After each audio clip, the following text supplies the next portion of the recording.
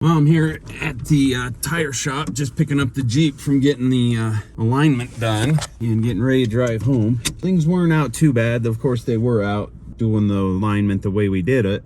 They got it the best they could. So we're gonna take it home, maybe go for a little drive this afternoon and see how bad the death wobble is. We've been riding it for about a week now. I think it's been a week since I put all the parts in.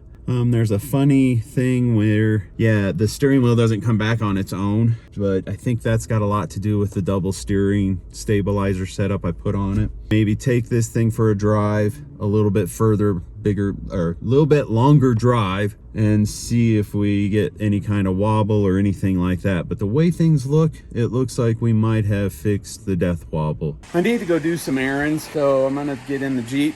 We'll take it for a nice long test drive down the highway, see what happens. Death wobble fixed or not.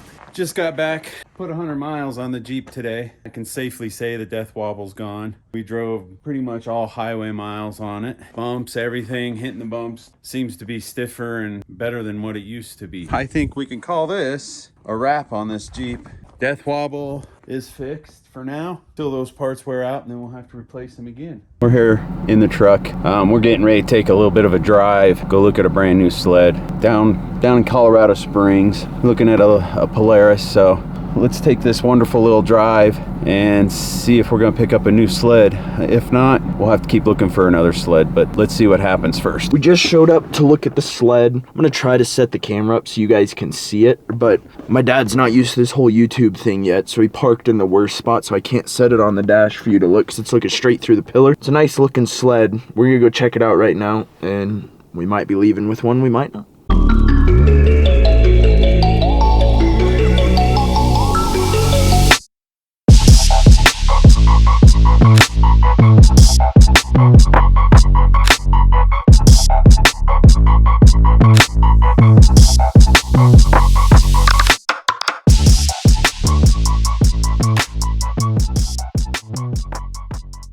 Long story short, we're going home with a sled. I'm not sure about the year. It is my dad's, but it is a RMK 850, and it's got a Vohawk turbo on it, and everything's tuned by Vohawk. I guess it's a Ripper, but we're gonna get it home and in the garage, and I'll show you more there.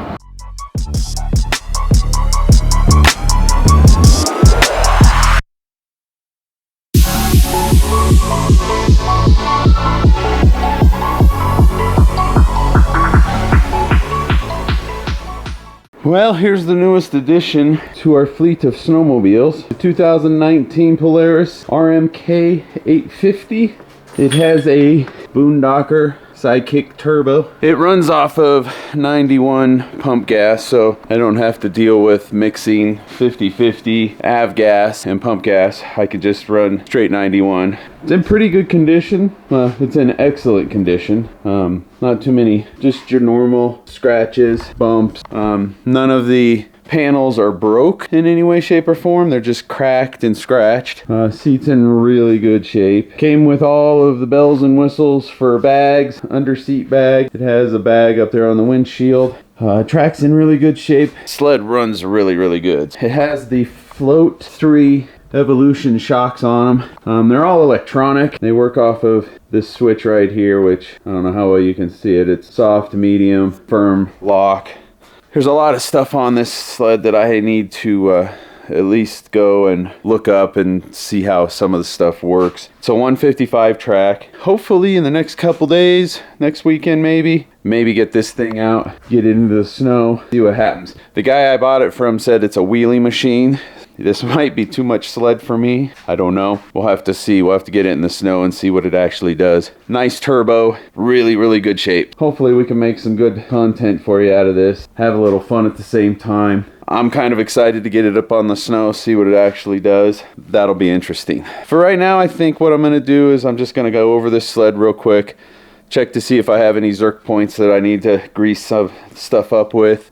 Just kind of give it a quick look over, and then we can actually put this on the trailer and pull off the green machine. I'm gonna jack the front end of this sled up, and I'm gonna check the PSI in the main chamber and the evol chamber and make sure they're set up to PSI they should be, so they both match.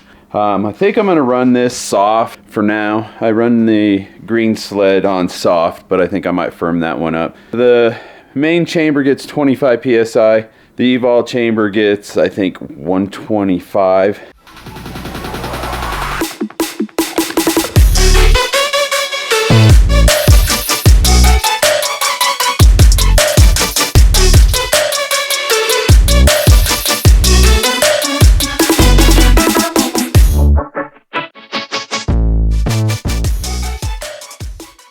I got both front shocks set to pressure. It says for mountain and backcountry, that's probably what we're going to be doing a little bit more of instead of trail riding. The Evo chamber, which is the small chamber, is supposed to be at 120 to 150. I put it at 150. That's going to put it towards performance trail a little bit closer. And then the air chamber I put at 50. And it's anywhere from 35 to 65, which also kind of puts me close to the performance and trail, just on the higher end of backcountry. Both shocks were completely off. The main chamber on this, the Fox shock on the right side, I think was at like 28, and the shock on the other side, the main, was like at 75. So there's a complete difference of pressures on each side of the shock. Now we've got them pretty close to identical. We'll run it like that for a while. When we're out on the trail, we have these nice fancy pumps that we can use to do the stuff on the trail. And so now I think I'm going to take and tackle this shock on the track. I believe it's the same process as the front because they're pretty much the same shock. I haven't been able to find much on it. We'll see what it's set at. I might set it for the same as the front shocks. I don't know yet. Let's get down there and see if we can get that shock set.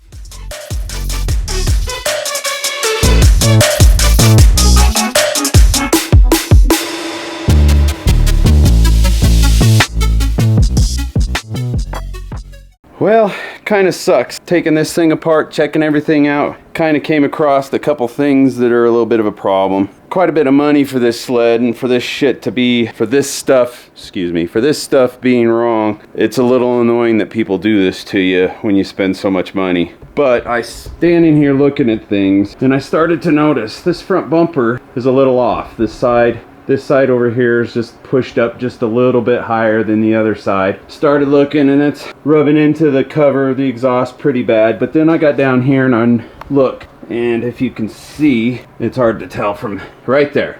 That little spot right there where it dips down. On this side, that doesn't happen. It's straight across. So what happened was, this person had this snowmobile, and either it was too much sled for them or something, and they ran it into a tree, ran it over a rock, something. So now I have to replace an A-arm on this sled, because if I come over here we can probably see it a lot better if it's, yeah, so right here you can see it dips down pretty hard. Like I said, it's rubbing there. I spend the money on this sled, and now I buy it. I gotta spend more money on it to try to figure out how to put a new A-arm on it. You know, I wish people would be honest with you. Say, hey, it's been crashed. Some things are bent, some things are broke. But it's aggravating to know that people do this. I'm not gonna go back on the guy. I'm just gonna fix it. See if I can get it close to back to normal as possible. Buy the lower A-arm. See if I can get it here in the next couple days. Then see if I can't figure out what this bumper deal is.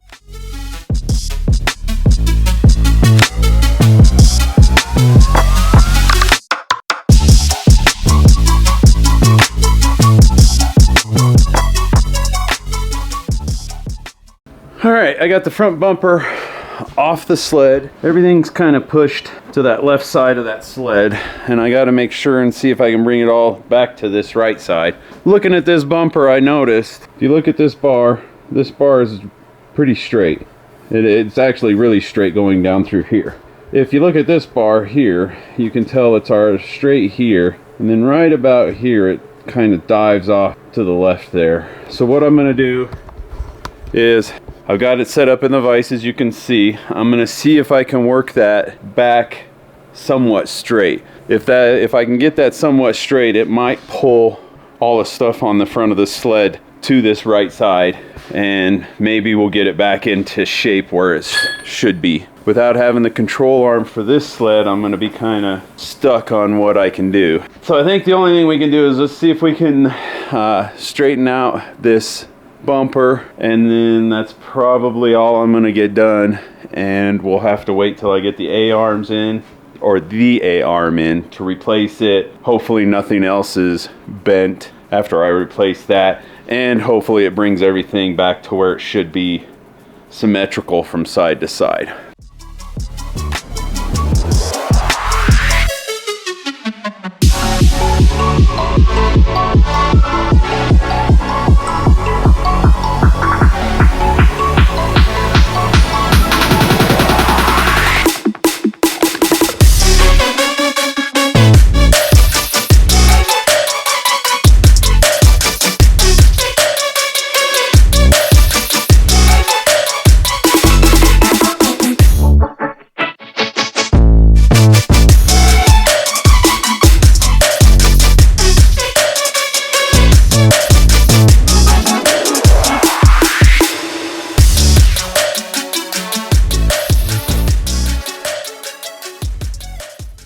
I think we got somewhere with the bumper. I think it's not perfect, but it's close. I actually got it fairly straight. Wasn't this side. This side's the side that was okay. This side got fairly straight. It's probably hard to tell inside from this video, but I've got some nice clearance now off of this muffler. That bumper's not rubbing on that muffler cover anymore, so that's good. It's nice clearance on that. Even if it moves around, it has more than enough room to move around without hitting that bumper. As you can see, the bumper looks pretty level from what it was. Before, it was just, you could tell it was high on one side, low on the other. With that being said, I think this is where we're going to end the video. If you enjoyed this video, please be sure to subscribe. Leave us a like, really help us out a lot. Leave a comment on what you thought about the video, what we could do different. We're trying to make these videos as best as possible, and your guys' feedback would help out a bunch. Let us know how we're doing. With that being said, we'll see you in the next one.